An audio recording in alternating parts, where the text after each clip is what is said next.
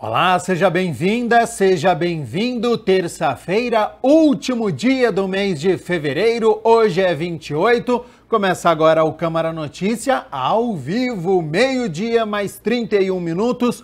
Muito obrigado pela sua companhia, pela sua audiência e eu quero a sua participação. Envie a sua mensagem para o número do nosso WhatsApp. 19 é o nosso DDD, para você que é de Campinas e região, pode ir direto, 978293776. Ou você tem uma outra opção para enviar essa mensagem, que é o nosso QR Code. Está com o seu celular aí perto? Pegue o celular, abre a câmera como se fosse tirar uma foto e você vai apontar aqui, ó, para este QR Code, porque aí já vai aparecer na tela do seu celular uma mensagem, o WhatsApp da TV Câmara Campinas. Você aperta e pode enviar o seu elogio, uma crítica construtiva, o que você quer assistir aqui no nosso telejornal, que a gente conversa ao vivo nesta terça-feira. Confira a partir de agora os destaques de hoje. Na 7ª reunião ordinária, vereadores aprovam em definitivo criação do programa de combate à endocardite bacteriana nos hospitais e clínicas de Campinas. Vereadores também aprovam em primeira análise criação do monumento Eternos Heróis em homenagem aos guardas municipais. Moção dos vereadores Luiz Rossini e Carlinhos Camelô apela à Agência Nacional de Transportes Terrestres para rever o traçado do trem de alta velocidade e incluir Campinas como um dos pontos de embarque e desembarque. E o quadro Giro Ambiental aborda o Jequitibá Rosa de 200 anos que foi atingido por um raio durante o temporal. Patrimônio natural corre risco de extinção. E tem esporte também hoje aqui no nosso telejornal, porque a Ponte Preta estreia na Copa do Brasil, primeira fase, e é jogo único. Já então a gente fala sobre este confronto da Ponte Preta. Mas a gente abre a edição de hoje com as notícias do Legislativo, porque ontem foi dia da 7ª reunião ordinária. Os vereadores se reuniram e discutiram 6 projetos que estavam na pauta. Entre eles, foi aprovado em segunda análise a criação do programa de combate à endocardite bacteriana nos hospitais e clínicas aqui de Campinas. A endocardite é uma doença que provoca inflamação na membrana que reveste a parede interna do coração. É uma doença grave, causada por micro-organismos que invadem a corrente sanguínea e se instalam em áreas danificadas do revestimento interno do coração. Por isso, o vereador Luiz Cirilo criou o Programa de Combate à Endocardite Bacteriana nos hospitais e clínicas municipais de Campinas. Através de seminários, palestras, conscientizar a população que é possível minimizar o problema. A endocardite é uma doença séria que pode levar até o evento morte, mas quando isso não ocorre, pode trazer sequelas na saúde que vai debilitar a pessoa, às vezes em caráter permanente. Então, diagnosticado a tempo, feito o tratamento correto, seguindo as orientações médicas, isso pode ser evitado. E quando, no mínimo, minimizado. Então, diante dessa situação, o projeto contempla isso, fazer com que profissionais da saúde orientem os munícipes da importância de se cuidar para que não ocorra a endocardite. O projeto de lei, aprovado em segunda análise aqui na Câmara, vai à sanção do prefeito e, se assinado, pretende conscientizar a população sobre essa doença. Isso, o programa tem que realmente ter o caráter pedagógico, de conscientização através de palestras, oficinas, como eu havia dito, e fazendo com que a população fique esclarecida. A população, quando ela tem conhecimento de um tema, ela acaba se precavendo, tomando os cuidados. O que nós não podemos fazer é se fechar dentro de uma redoma, achar que a população sabe, que a população tem seus afazeres, seus compromissos, sua vida familiar, social, de trabalho, e cabe ao poder público fazer a ampla divulgação, e o projeto contempla exatamente isso. O projeto segue agora, então, para a sanção do prefeito e, se for assinado, passa a ser lei aqui na cidade de Campinas. A gente segue repercutindo aqui a 7ª reunião ordinária, agora com o vereador Major Jaime, autor do projeto de lei que institui na cidade o monumento que homenageia guardas municipais que perderam a vida em decorrência do trabalho. Eternos Heróis de Campinas. Este é o nome do monumento que pode ser construído aqui na cidade. A ideia, na verdade, surgiu até do vereador Carmo. No ano passado ele fez, teve a aprovação de um memorial também muito parecido, mas para as vítimas de Covid aqui da nossa cidade.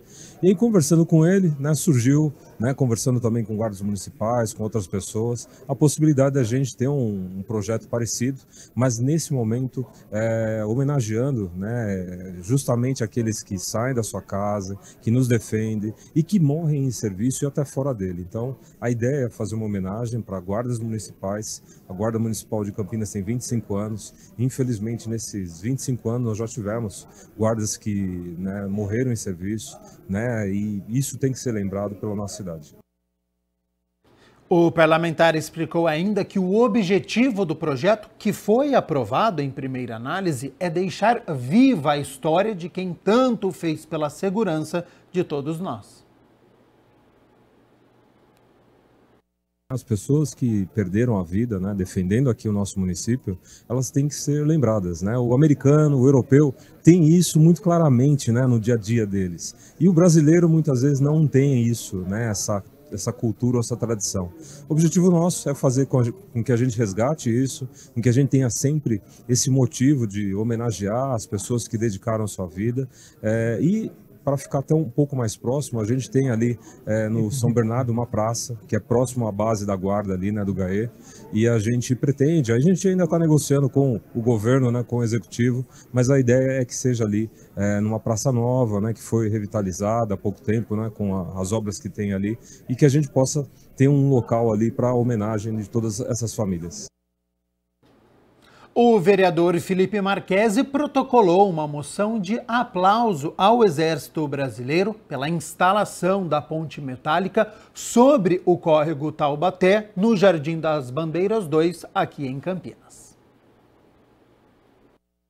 Apresentei uma moção de aplauso ao Exército Brasileiro da 2ª Brigada de Infantaria Mecanizada e o 2º Batalhão de Engenharia de Combate em Pindamonhangaba, pela instalação da ponte metálica sobre o córrego Taubaté, no Jardim das Bandeiras 2, em Campinas. Senhor presidente, o senhor esteve comigo lá no sábado, um dia de inauguração daquela ponte. Algumas semanas atrás, nós tivemos as fortes chuvas que ocorreu ali naquele local, no córrego Taubaté.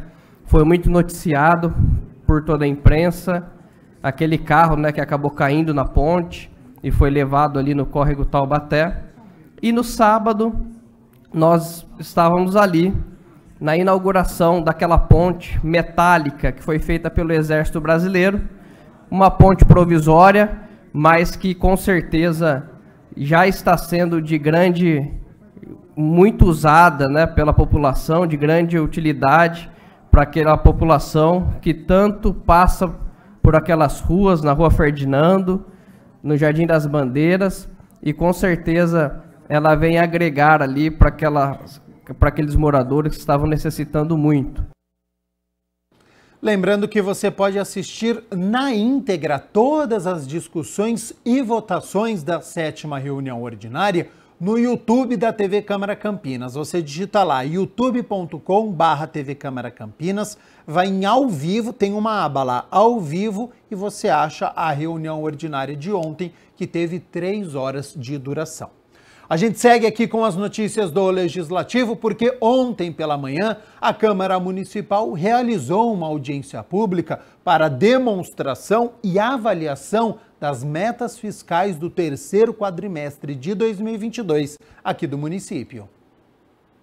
O vereador Carlinhos Camelô, que é presidente da Comissão de Finanças e Orçamento da Câmara, conduziu uma audiência pública em que a Prefeitura apresentou o resultado das metas fiscais de Campinas do 3º quadrimestre de 2022. Essa terceira audiência, para mim, eu acho muito importante que a gente tenha olhado, como foi dito agora no final dela, Foi feita uma economia essa economia agora nós temos condições de ajudar e superar essa questão dessas catástrofes que vem acontecendo na cidade de Campinas. Então, eu acho muito importante. De acordo com o vereador, além da prestação de contas, serviu de planejamento para as necessidades atuais, principalmente pelas fortes chuvas que a cidade está passando. O vereador professor Alberto esteve presente na audiência. Da prefeitura, participou o secretário de Finanças, que tirou as dúvidas. Esse foi o segundo ano da gestão do prefeito Dário e, pelo segundo ano consecutivo, nós obtivemos um superávit orçamentário, ou seja, pelo segundo ano, o prefeito conseguiu realizar todas as obras, realizar todos os serviços, prestar todo o serviço à população e sem elevação de nenhum tipo de tributo, sem elevação de nenhum imposto, nenhuma alíquota.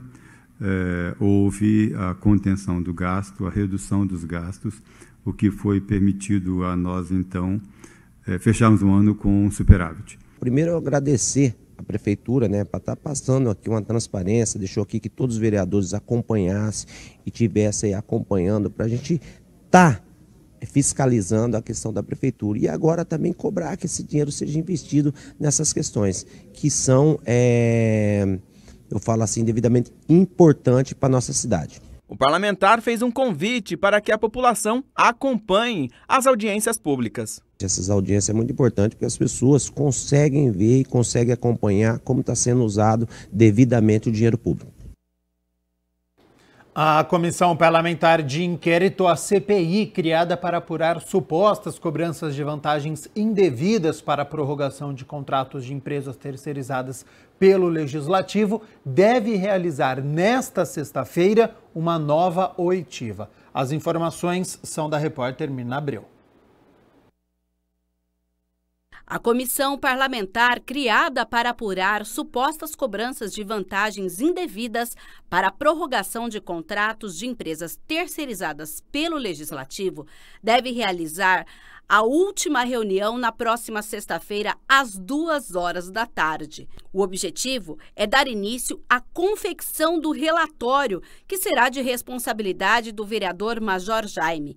A data foi definida pelos integrantes da comissão no encontro que aconteceu nesta segunda-feira, para o qual estava prevista a oitiva do vereador Zé Carlos, que não compareceu.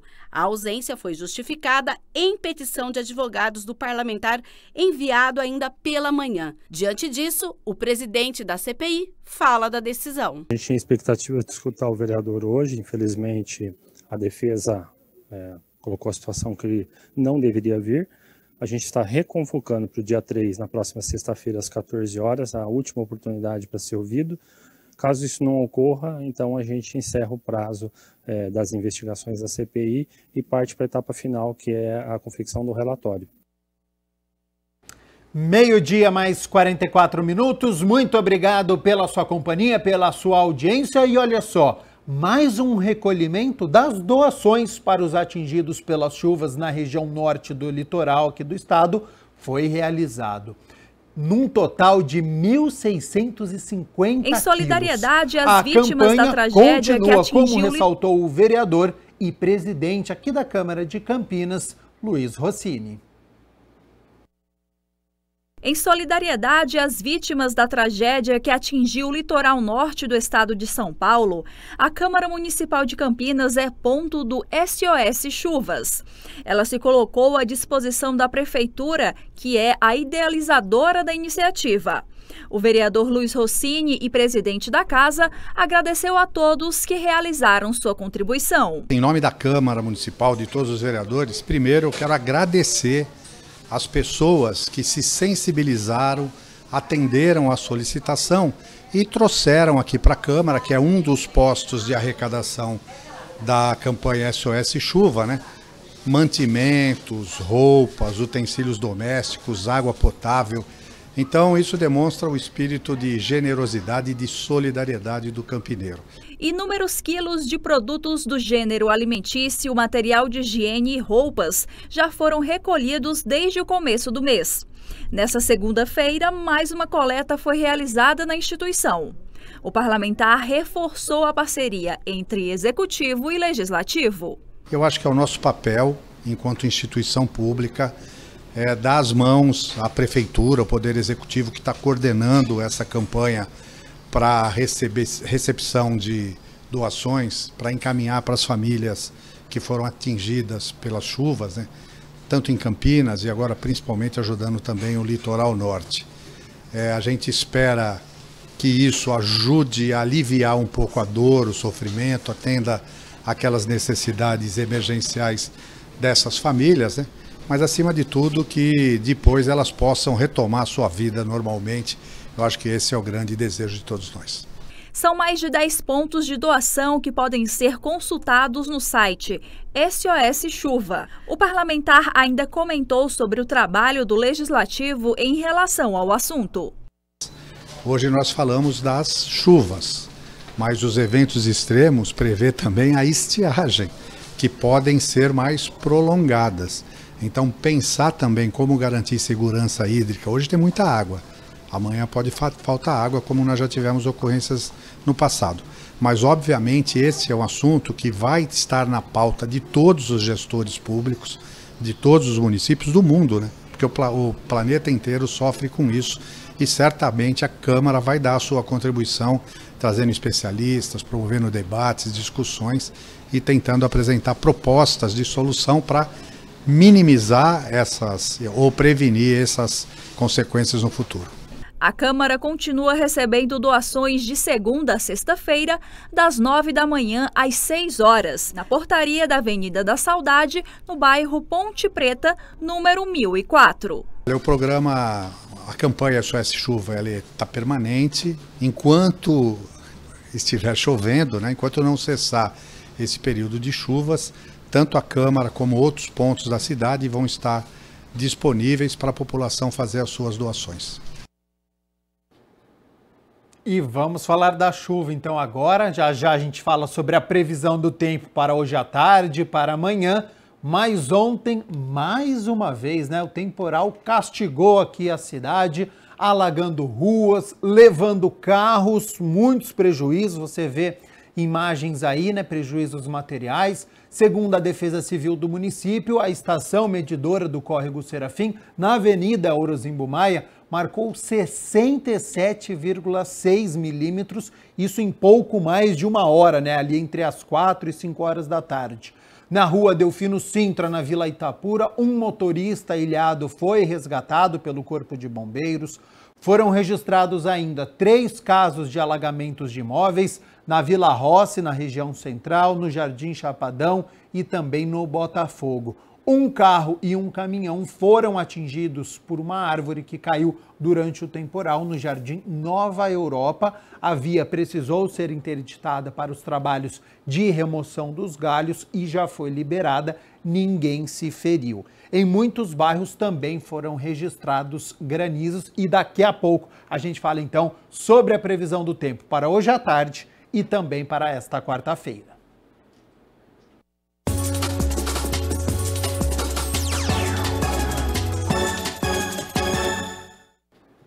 Agora a gente fala sobre esporte porque hoje a Ponte Preta estreia na primeira fase da Copa do Brasil às 9h30 da noite. Você já vê aí na sua tela contra o Fluminense do Piauí, duelo que acontece lá em Teresina. Lembrando, hein, sobre o regulamento, jogo único.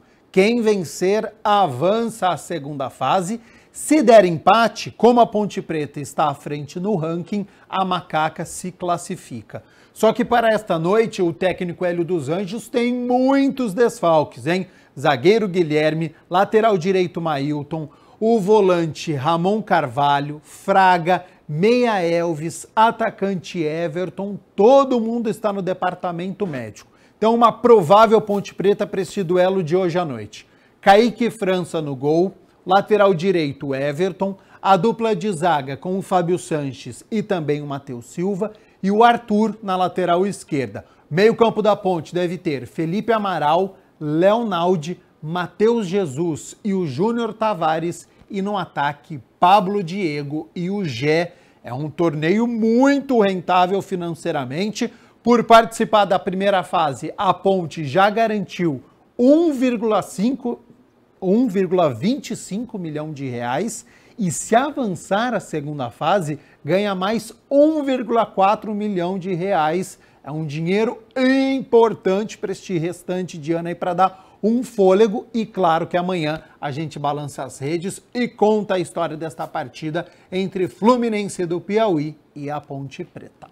Bom, vamos falar agora sobre inclusão e esporte também, viu? Porque o Centro Cultural Luiz Braille, aqui de Campinas, em parceria com o Instituto Campineiro dos Cegos Trabalhadores e a Associação Paraolímpica de Campinas, lançou hoje cedo, viu, o projeto Esporte em Rede, que é voltado às pessoas com deficiência visual. O repórter André Aranha acompanhou e traz as informações para a gente agora. Então, seja bem-vindo e boa tarde, André. Bom, é isso aí, Gabriel Castro. Boa tarde para você, boa tarde para todo mundo acompanhando o Câmara Notícia. É uma informação extremamente importante, realmente, porque o projeto Esporte em Rede é super inclusão, 100% inclusão, busca inclusive a inclusão de pessoas com deficiência visual por meio de atividades esportivas, atividades aquáticas. Por isso eu vou bater um papo aqui com o Eduardo, que é presidente do Centro Cultural Luiz Braille, para falar conosco a respeito desse projeto bastante movimentado, que já está, muita gente comentando, é muito legal isso. Antes de mais nada, boa tarde para você, muito obrigado por atender a nossa reportagem, Eduardo. As ordens, sempre as ordens aí. Bom, gostaria que o senhor falasse a respeito desse projeto, o que vem pela frente aí. Esse projeto, ele sempre que a gente conta com o apoio da FEAC, né, que é uma instituição aqui de Campinas que apoia as entidades. E é um projeto que ele começa com a vertente do esporte e é multidisciplinar. Ele vai trazer muitos benefícios aos usuários das nossas entidades, né? No caso do Centro Cultural Luiz Braille, que a gente atende as pessoas com deficiência visual e baixa visão. É um projeto muito abrangente que vai trazer para eles qualidade de vida e vai trazer potenciais aí campeões na modalidade de natação nas Paralimpíadas, né? Ele desenvolve toda essa prática aí da natação, né? Bom, o senhor falou um pouco, fale mais um pouquinho, por favor, sobre o Instituto Luiz Braille, para o pessoal conhecer em casa direitinho. O Centro Cultural Luiz Braille de Campinas é uma entidade já com mais de 60 anos, né? Nós fomos fundados em 69, e ela tem esse nome de Centro Cultural porque ela traz, além dos atendimentos gratuitos que a gente tem na entidade, que passa pela assistente social, pela psicóloga, pela pedagoga, a parte de esportes, a parte de físico, de desenvolvimento físico, né? Ela traz também várias oficinas com pessoas que são voluntárias e nós desenvolvemos tanto a parte, nós temos de teatro, de línguas, nós temos vários tipos de atividades que passa a ser um centro cultural, né? Sempre nessa vibe de trazer as pessoas para a entidade e, num primeiro momento, incluí-los na sociedade, mostrar que eles têm valor, que eles podem desenvolver. E no final dessa linha, nós podemos pensar até nas pessoas sendo colocadas no mercado de trabalho, né? Quer dizer, a hora que você traz essas pessoas para um convívio, para um desenvolvimento, né? Para trazer para elas essa vertente de participação da sociedade, dessa inclusão, você consegue colocá-los no mercado de trabalho. Bom, as atividades então do Esporte em Rede serão organizadas também pelo Centro Cultural Luiz Braille. Isso. Né? Como que vai ser essa organização? O que as pessoas podem O Centro Cultural Luiz Braille, como bem diz aqui, é o proponente do projeto junto à FEAC. Tá. E o Instituto dos Cegos Trabalhadores é o nosso parceiro no atendimento aos usuários das nossas entidades para participar dos treinamentos e tudo isso. Então é um projeto abrangente que tem a PUC aqui como parceiro importantíssimo, que nos fornece todo o parque aquático deles aqui. E nós temos também a Associação da Paralímpica de Campinas, que também dá esse suporte do treinamento, né? Então, quer dizer, são várias atividades, várias pessoas envolvidas, pessoas da área técnica, que vão ajudar todas aos usuários, né, dentro do projeto. E o que se pretende é isso, que eles tenham um treinamento até na parte de mobilidade, depois que eles tem essa parte da natação como um forte aí desse projeto. E o pessoal está animado ou não? Muito animado, eles participam demais, eles gostam muito. E os usuários, assim que a gente abriu o projeto e colocou, já vários se inscreveram aí, você vê que estão todos aqui que estão participando aí. Eles ficam muito animados e gostam de participar, e nós temos certeza que vai ser um grande projeto que vai trazer muito benefício para a nossa classe aí de usuários, de tudo isso aí. Bom, Eduardo, obrigado. Tá bom? Que é isso, somos ordens. Bom, e a gente segue por aqui agora para bater um papo com a Celine, que é a coordenadora do projeto Esporte em Rede, para falar a respeito desse projeto extremamente interessante de inclusão, que vai, obviamente, não é, incentivar muitas pessoas aí, não é, principalmente no que diz respeito à inclusão. Primeiramente, boa tarde, muito obrigado por atender a nossa reportagem. Boa tarde, é um prazer receber vocês aqui. A gente está muito feliz com o lançamento do projeto. Um projeto que já está atendendo algumas pessoas e a gente só quer ampliar cada vez mais para atender o máximo de pessoas possíveis. Bom, conta pra gente um pouquinho sobre o projeto, como vai ser, quem pode participar. Então, o projeto Esporte em Rede ele é focado em pessoas com deficiência visual, então tanto pessoas cegas quanto pessoas também com baixa visão, tá? Atualmente a gente está atendendo moradores da cidade de Campinas. Então, tanto os atendidos pelo Instituto Braille, quanto pela APC, quanto pelo ICCT, mas a gente também está atendendo livre demanda. Então, se alguém tiver interesse em participar do projeto, a gente atende pessoas a partir de 8 anos de idade, não tem idade máxima. É só entrar em contato com a gente vai ficar muito feliz de receber todos vocês. O projeto Esporte em Rede, ele também é focado não só na parte do esporte, mas da autonomia da pessoa com deficiência, expandir também os territórios, a sociabilização também. Então, a gente está abrangendo aí várias coisas e a gente só tem a agregar mesmo. A gente está aprendendo muito também com o pessoal que a gente está atendendo e está sendo um prazer receber todo mundo hoje aqui para o lançamento do projeto. Bom, então começo pequenininho, né? 8 anos de idade, pequenininha. Isso, a gente recebe desde crianças, então a gente está só esperando mesmo. Atualmente a gente não está com nenhum em prática, a gente começou no mês passado, então a gente ainda não recebeu nenhuma criança, mas a gente está também com essa faixa etária aberta. E é isso mesmo, para aprender essa autonomia, mobilidade desde pequeno. Vai ser um prazer mesmo receber todo mundo aqui. Como surgiu essa ideia do projeto? Conta pra gente. A gente entende que o esporte é uma coisa muito importante, né, para as pessoas que estão com deficiência, para essa sociabilização mesmo, desenvolver mesmo o físico, a mobilidade. Então, o esporte surgiu mesmo focado relacionado a isso, tá? Campinas não tem nenhum projeto voltado para a pessoa com deficiência visual relacionado à natação. Então a gente achou que era uma coisa que ia inovar, que ia trazer bastante aprendizado. Então é o primeiro projeto em Campinas? Teve alguns anos atrás, mas muitos anos atrás, acabou que depois não voltou, então a gente resolveu resgatar isso porque a gente acha que é muito importante. Bom, qual que é a lição que fica disso tudo, esse projeto que vem pela frente? Olha, acho que a lição principal é que a gente não pode se deixar parar, a gente tem que estar sempre em movimento, sempre buscando coisas novas. A gente também está sempre buscando inovações para ver o que pode atender melhor os nossos atendidos, né? E eu tenho certeza que o pessoal está gostando muito, a gente está tendo muito feedback positivo e a gente só tem mesmo a crescer e a aumentar o projeto para atender cada vez mais pessoas. Valeu, parabéns pelo projeto. Obrigada. Bom, e agora para a gente finalizar nossa participação, né, bater um papo com a Viviane Machado, que está aqui representando a FEAC, super envolvida também nesse projeto. Tudo bom, Viviane? Tudo bem, e você? Beleza. Bom, qual que é a participação da FEAC aí, todo esse projeto que está bem legal? A FEAC ela é a investidora, né, desse projeto, então a gente idealizou, né, esse projeto em rede. A FEAC apoia as organizações da sociedade civil e aí a gente pensou num projeto que pudesse então trazer os beneficiários de várias instituições, né, com esse foco na deficiência visual, para trazer novas oportunidades para Campinas, né? Então a gente pensou tanto no desenvolvimento delas nesse trabalho em rede, quanto também oferecer à população um trabalho diferente aí do esporte para a população com deficiência visual. Foi essa a intenção. O que vai ter nesse projeto? Aí o pessoal em casa está curioso, o que você representando a FEAC pode falar sobre esse projeto bem legal, o Esporte em Rede. Isso, então a gente convidou as organizações, né, o Centro Cultural Luiz Braille e o Instituto Campineiro dos Cegos Trabalhadores, a trazerem os seus usuários, e aí também a gente abre o convite para o município de Campinas. Então pessoas com deficiência visual, com baixa visão, de todo o município, de todas as faixas etárias, né, e a gente vai dividir as turmas, então, de acordo com o perfil, com o interesse.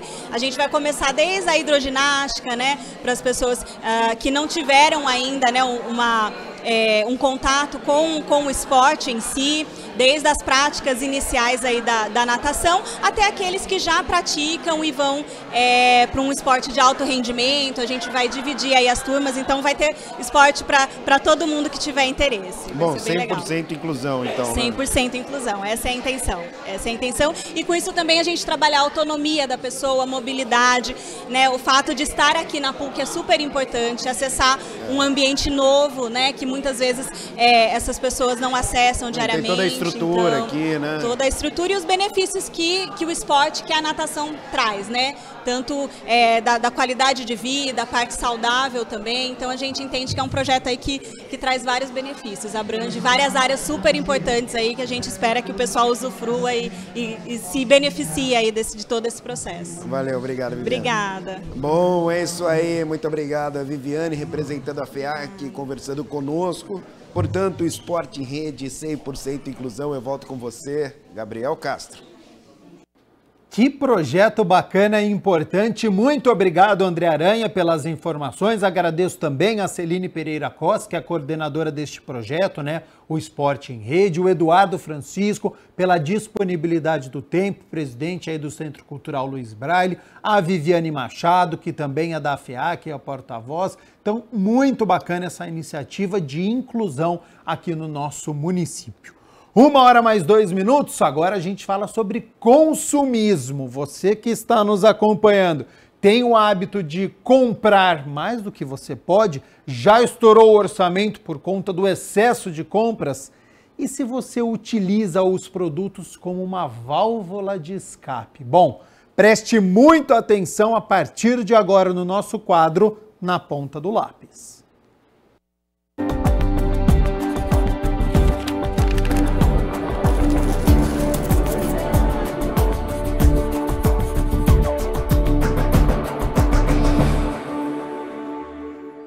Olá, Na Ponta do Lápis no ar, e hoje vamos falar sobre finanças. Você, como é que está lidando com o seu dinheiro? E para esse bate-papo, nós temos aqui o economista Fabrício Pressato. Tudo bem, Fabrício? Olá, tudo bom, Michel? Obrigado pelo convite. Olá a todos os telespectadores. Fabrício, vamos fazer então ali um panorama, né? Como é que o pessoal de casa está lidando com o dinheiro?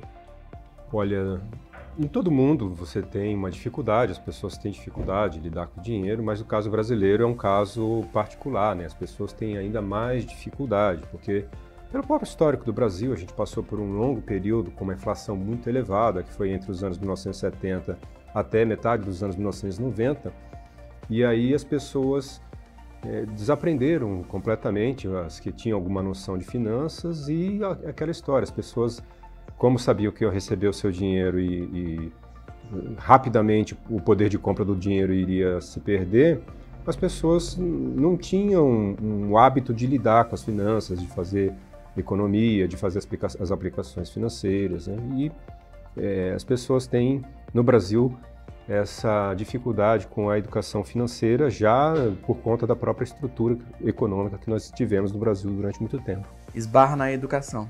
Esbarra na educação, na estrutura, o conjunto, né, conjuntura econômica de 20 anos aí, pelo menos, empurrou as pessoas para fora de uma noção de educação financeira. Então as pessoas recebiam o salário, elas tinham que correr para o supermercado para comprar rápido, porque se ela não comprasse no dia seguinte já tinha perdido 2% do poder de compra, se deixasse para uma semana já era 10%, às vezes, dependendo do momento lá que a gente teve inflações gigantescas. Então as pessoas nunca se detiveram sobre a necessidade de você ter o controle sobre as finanças pessoais. Então esse é um fator já aí que nós temos que melhorar no povo brasileiro. Agora, como identificar, né, que eu estou numa situação não tão legal, antes de chegar naquela situação pior, dívida, né? Olha, a gente tem, de novo, aquelas questões estruturais, né? Os salários no Brasil são baixos comparados com os países da Europa, os Estados Unidos, Japão, e a gente tem uma desigualdade muito grande de renda no Brasil. Então a gente tem os digital influencers, aí, os influencers digitais, né, influenciadores digitais, que querem fazer a gente acreditar que pessoas que vêm que partem de pontos distintos, por exemplo, alguém que mora numa periferia, alguém que mora numa localidade com bastante dificuldades básicas de infraestrutura, saneamento, podem chegar tão longe quanto alguém que nasce numa família muito rica. Então a gente sabe que não é assim que funciona. Pra você ter uma ideia, daí são dados, tá? 95% das pessoas que nascem em condições desfavoráveis, que são da classe baixa, não importa o quanto que elas estudem, se esforcem, guardem recursos, elas vão continuar numa baixa situação financeira ao longo da vida. E 95% das pessoas que nascem, que a gente chama lá popularmente em berço de ouro, vão continuar ricas, não importa quanto elas depreciem dos patrimônios familiares. Então o ponto de partida é importante. O zero, né, o marco inicial é importante. E aí muitas vezes as pessoas querem fazer crer que todo mundo vai conseguir chegar no mesmo lugar, basta se esforçar um pouquinho. A gente sabe que não é assim, e é bom que as pessoas tomem consciência, principalmente aquelas pessoas de renda menos favorecida, que a situação não é essa. Vou te dar outro dado. O salário mínimo no Brasil é R$ 1.212 agora, para 2023. O DIEESE, que é o Departamento Intersindical de Estudos Socioeconômicos, faz um estudo com base naquilo que está escrito na Constituição do que deve ser o salário e chega à conclusão de que o salário mínimo no Brasil deveria ser, no mínimo, R$ 6.900, para você dar conta de tudo o que você tem, moradia, transporte, educação, para dar conta de tudo, R$ 6.900 seria o salário mínimo, entende? Então, só por aí a gente vê que tem uma disparidade muito grande no Brasil, e aí as pessoas, o outro ponto que a gente coloca, né? As pessoas são expostas são bombardeadas com um volume gigantesco de publicidade e propaganda ao longo de suas vidas, né? Então, você tem uma ideia. Na década de 1980, uma pessoa média que morasse num grande centro populacional, numa grande cidade, ela era exposta em média a 2.000 marcas por dia. Hoje, a mesma pessoa que mora no mesmo centro, ela é bombardeada com 5.000 marcas por dia. O que acontece? Isso gera uma ansiedade na pessoa, porque ela está vendo aquele monte de marcas, ela vê as propagandas estão dizendo para ela o seguinte: olha, você só vai ser feliz se você consumir isso, se você consumir aquilo, se você fizer se viajar por tal companhia aérea, se for em tal hotel. Então, essa é a noção de felicidade, está sempre associada a um consumo quase que compulsivo, né? Então, tende a gerar uma compulsividade no consumo das pessoas. Isso é muito ruim, porque a pessoa ganhando R$ 1.200 por mês, ela não vai conseguir viajar para um resort de luxo, não tem como. E isso gera um transtorno de ansiedade, as pessoas vão entrar em ansiedade, vão ter depressão, exatamente porque elas não conseguem alcançar aquele padrão de felicidade que é vendido, né, que é mostrado como sendo aquilo que é o padrão de felicidade. Então as pessoas precisam se conscientizar. Será que eu preciso mesmo comprar aquela marca que está sendo anunciada? Será que eu vou ficar com aquela marca? Será que eu vou realmente usar aquele bem de consumo que me está sendo vendido como algo que seria uma condição para eu ter felicidade? Muitas vezes a resposta é não, né? Então, o ponto de partida é esse, a pessoa se conscientizar de que ela está sendo bombardeada por um volume descomunal de propaganda, induzindo ela quase que instintivamente a comprar as coisas que dariam a ela uma noção de felicidade. E aí, quando ela não consegue isso, ela entra na ciranda financeira, porque ela pega o empréstimo para comprar geladeira da melhor marca possível, pega lá, ou faz lá aquele famoso antigo carnê, que agora já vem direto, né? Paga lá em 24 vezes, só que essas 24 vezes tem um juro altíssimo. E aí, como ela não consegue dar conta de pagar tudo aquilo, ela entra no cheque especial. Ou se não entra no cheque especial, o cartão de crédito estoura, ela paga o valor mínimo da fatura. E aí ela vai entrando numa ciranda financeira. E olha o paradoxo da coisa, você é exposto a uma situação de que você precisa consumir para você ter felicidade. Quando você consome, você se descontrola com suas finanças, você entra numa ciranda financeira, aquilo aumenta a ansiedade das pessoas, gera depressão, porque aí uma das principais razões de depressão tem a ver exatamente com a questão financeira, que a pessoa não consegue equilibrar suas finanças, e aí isso vai aumentando numa escala cada vez maior, né? Será que a gente precisa ter realmente aquele celular de última geração, com todos aqueles recursos? Se a resposta for não, por que você não pega um celular um pouco mais barato, mais em conta, que vai fazer as mesmas funções que um super celular faria, e você não vai entrar numa situação financeira desfavorável? Existe por aí várias regras, né? 30, 30, 40, guarda 20%, né? Como então a gente alcançar esse equilíbrio, né? De acordo com a nossa realidade? Se eu ganho 1 salário, 2 ou 3 salários, existe ali então um bom senso, né? Porque às vezes essas regras não funcionam, né? Pode funcionar, né? Pode funcionar, tem várias regrinhas, né? 50, 30, 20, que você tem os 50% dos gastos fixos, 30% para gastos variáveis e 20% para poupar, para investir, para se programar para o futuro. Assim, são regrinhas que são dadas, que são mostradas, mas que vão funcionar para quem tem uma faixa de renda, por exemplo, de 10 salários mínimos, algo que a pessoa que ganha lá 12 mil reais por mês, mas não vai funcionar para quem ganha um salário mínimo, R$ 1.200 por mês, certo? Então, o que funciona, o que é interessante? Tanto quem ganha um salário mínimo como quem ganha 10 salários mínimos, a gente sabe que tem pessoas que ganham 10, 20 salários mínimos e estão numa situação financeira desfavorável, porque elas se descontrolam com as finanças. Por que elas se descontrolam com as finanças? Novamente, expostas a um volume descomunal de propaganda, induzindo ela a acreditar que consumo é sinônimo de felicidade. Então, regra 0, orçamento. Orçamento. A pessoa tem de saber quanto que ela gasta por mês. Pega, se não quiser usar planilha de computador, pega um caderno e anota os gastos. Quais são os gastos? Quanto que você gasta de energia elétrica, de aluguel, de IPTU, de aparelhos, como é que fala? A internet, TV a cabo, água. Põe na ponta do lápis tudo isso, vai somando. Vê quanto que ela gasta de mensalidades escolares, se a pessoa paga a escola dos filhos, vê quanto vai, transporte, gasolina, não é gasolina, é ônibus, quanto que gasta, tudo. Bota tudo na ponta do lápis, soma. Na hora que a pessoa somar, ela vai ter um choque, certamente. E eu já trabalhei muito com finanças pessoais, né, orientando as pessoas com finanças pessoais. É interessante você ver o choque que a pessoa toma na hora que ela vê o tanto que ela está gastando.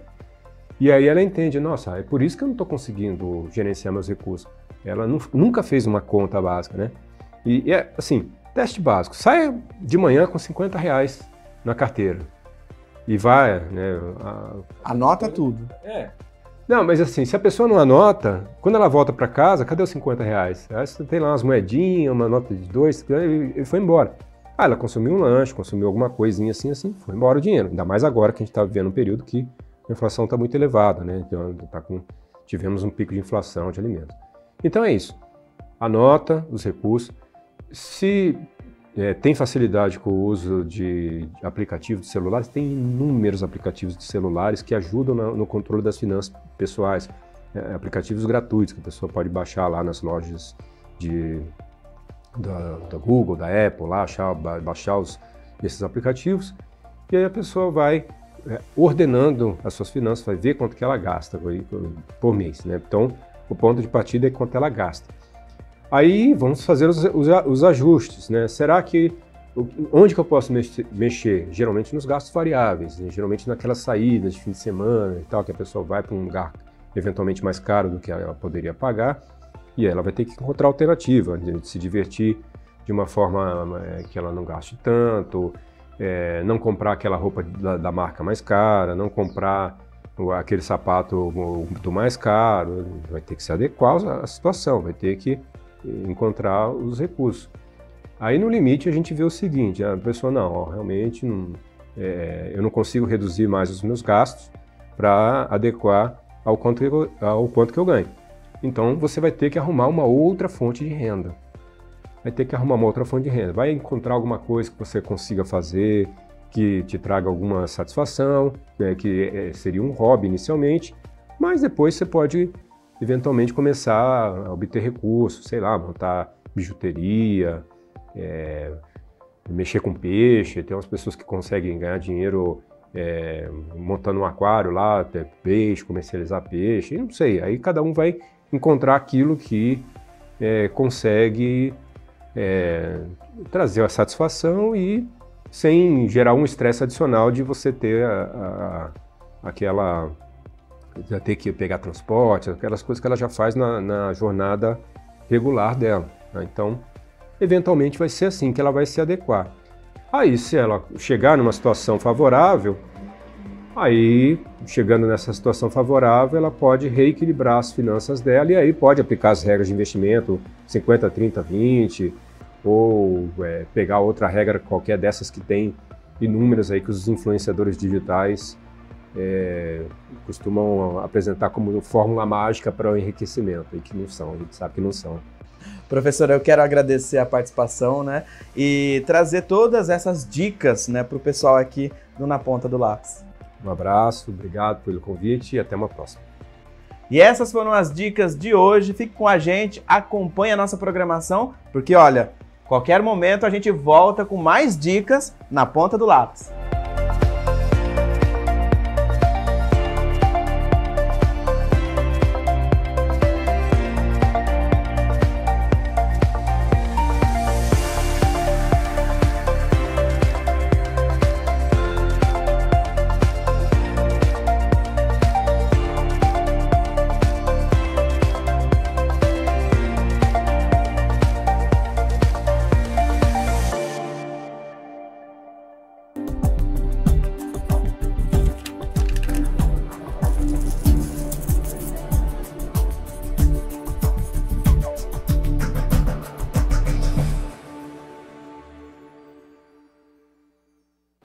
Uma hora mais 18 minutos, muito obrigado pela sua companhia, pela sua audiência. Nós estamos ao vivo nesta terça-feira e o Jequitibá Rosa, que fica em frente à Prefeitura de Campinas e foi atingido por um raio, está passando por um tratamento para ficar saudável.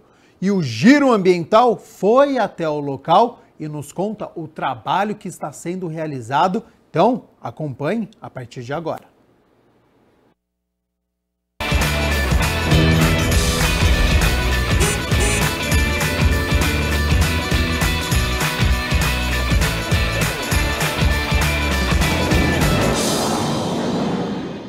O Palácio de Jequitibás destoa, sendo um refúgio verde entre uma das principais avenidas que atravessa o coração da cidade, preservando no jardim do seu passo um pedacinho de Mata Atlântica e o símbolo do estado de São Paulo. Um Jequitibá rosa com cerca de 200 anos e 50 metros de altura, o equivalente a um prédio de 8 andares. Na tarde do dia 15 de fevereiro, durante um temporal, a árvore centenária foi atingida por um raio, causando preocupação a todos. Segundo o CEPAGRE, o raio faz parte de um fenômeno climático que ocorre com maior frequência em centros urbanos devido à poluição. A gente tem uma região metropolitana, né? Grandes concentrações urbanas, uma área industrializada, emissão de poluentes, né? E, então, isso faz com que haja uma maior chance, né, de chuvas intensas, de temporais. Nós temos também as chamadas ilhas de calor urbano, né? O centro urbano da cidade é mais quente, favorece a formação de nuvens intensas. Então, esses fatores, eles tendem a ser um processo que auxiliam não é a palavra correta, mas eles favorecem a formação de nuvens intensas e de tempestades. Segundo o Grupo de Eletricidade Atmosférica, no dia 15 de fevereiro, houveram 592 raios. Um desses raios atingiu aqui o Jequitibá. Por conta do para-raio do prédio aqui da Prefeitura, o dano foi superficial. Apesar do estrago causado somente na casca, a equipe de Secretaria Municipal de Serviços Públicos estiveram no local para verificar a situação. O primeiro procedimento foi fazer uma análise técnica ocular das fissuras que foram feitas por ação do raio. A primeira avaliação mostrou que a fissura era só superficial, ela não atingiu o cerne. Posteriormente, então, nós fizemos a colocação de cintas, né, de PVC, porque ela tem uma forquilha, e essa forquilha, então, por conta da fissura, poderia abrir. Então foram colocadas essas cintas para ajudar na fixação das duas partes da árvore. Posteriormente, mandamos fazer os exames de tomografia, que já ficaram prontos e que mostram que o cerne da árvore está íntegro, ou seja, o raio não foi ao interior da árvore, ficou só na casca. Essa é uma notícia muito boa, porque mostra que ele não tem perigo de queda. O que muitas pessoas não sabem é que, dependendo de suas características, a árvore pode não sobreviver à intensidade do raio. Depende da intensidade que o raio atinge a árvore. Ele pode provocar um dano a ponto da árvore queimar, assim, em total ela morrer. Pode provocar a morte da árvore. Dependendo da intensidade do raio, da árvore em si, né, essa árvore pode ficar totalmente danificada e vir a morrer com o tempo. A descarga elétrica pode afetar na saúde da árvore? Pode afetar na saúde da árvore, porque ela abre fendas, né, e ali fica sujeito à ação de fungos, né, na madeira, a água, mais umidade, ela fica com uma cicatriz, né? Então ali, dependendo essa cicatriz pode ser um caminho, né, para a ação enfim, insetos, enfim, indesejáveis que podem vir a atingir a saúde da árvore. Se não houvesse o para-raio aqui na prefeitura e o raio atingisse, né, integralmente a árvore, poderia incendiar? O que poderia acontecer? Então, os engenheiros eletricistas, né, da secretaria avaliam que, se não fosse o para-raio da prefeitura, ele poderia receber a descarga total do raio. Certamente isso levaria ao tombamento da árvore. Há dias, os pesquisadores estão trabalhando para analisar e cuidar do Jequitibá, usando a soroterapia para melhorar a imunidade desse patrimônio natural que está sob risco de extinção. Esse sorinho é um nutriente que é injetado no xilema da árvore, né, no sistema vascular da árvore, para alimentar a copa, fortalecer com nutrientes a saúde da árvore.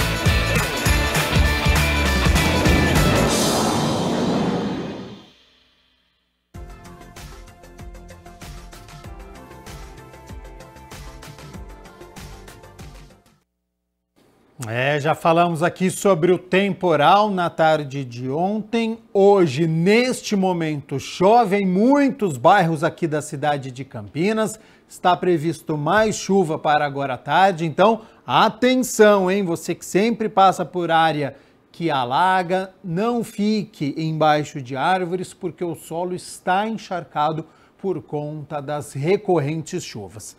Para amanhã, quarta-feira, sol aparece entre nuvens, um dia parecido com hoje. À tarde, a nebulosidade aumenta e deve chover de novo.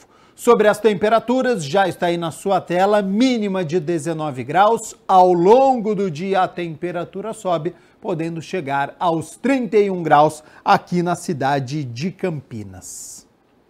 O Câmara Notícia fica por aqui. Muito obrigado pela sua companhia, pela sua audiência. Continue aqui na TV Câmara Campinas, porque hoje à noite, a partir das 7 horas, por iniciativa do vereador Cecílio Santos, tem o lançamento da campanha da fraternidade do ano de 2023. Este ano a campanha é Fraternidade e Fome, com o lema Dai-lhes vós mesmos de comer. Então acompanhe a partir das 7 horas da noite aqui na TV Câmara Campinas e nos vemos amanhã aqui no nosso telejornal no Câmara Notícia. Até lá, tchau, tchau.